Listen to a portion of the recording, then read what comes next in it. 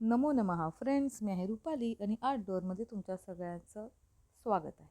आज आपण करणार आहोत चना चाट. चला बघूया चना चाटच्या रेसिपीसाठी. सगळ्यात पहिल्यांदा मी इथं भिजवले होते चणे. हे चणे थोडेसे कडक होते, म्हणजे जुने पण होते, त्यामुळे मी जवळजवळ 2 दिवस हे चणे पाण्यामध्ये भिजवून ठेवले होते. त्यानंतर मग हे चणे मी अगदी लूज असे कुकरमध्ये सुट्टीच उकडायला टाकलेले आहेत आणि ते चणे बुडतील इतकंच पाणी टाकलेलं होतं आणि थोडंसं चवीपुरतं मीठ, जेणेकरून ते चणे शिजल्यानंतर पण आपल्याला म्हणजे त्याच्यामध्ये मिठाची स्वाद लागेल ह्या पद्धतीने.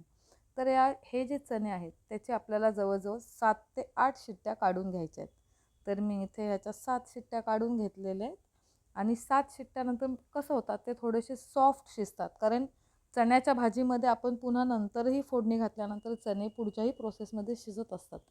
पण चना चाटमध्ये जे आपण चणे शिजवतो ना, ते आपण आहे तसेच खातो.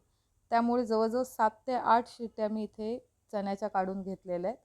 आणि शिट्ट्या काढून झाल्यानंतर चला तयार करायला घेऊया आपला चना चाट. त्यासाठी सगळ्यात पहिल्यांदा एका डिशमध्ये मी घेतले आपले उकडलेले थोडेसे चणे. त्याच्यामध्ये चवीनुसार आपल्याला टाकायचं आहे चाट मसाला. याच्यामध्ये जे काही इन्ग्रेडियंट्स आपण पुढचे टाकणार आहोत ते सगळे आपल्या टेस्टनुसार टाकणार आहोत. मी इथे टाकलेलं आहे थोडंसं तिखट, चवीपुरतं थोडंसं मीठ, कोथिंबीर, टोमॅटो आणि चिरलेला कांदा. याच्यामध्ये तुम्ही काकडी, बीट, उकडलेला बटाटा हे पण सगळे पदार्थ टाकू शकता. त्याने त्याची टेस्ट आणि त्याच्यामध्ये असणारे गुण हे अधिक जास्त वाढतात. तर ह्याच्यावर मी नंतर माझा फेवरेट जो आहे शेव, ती शेव मी वरती टाकलेली आहे आणि हवा असल्यास आपल्याला लिंबू.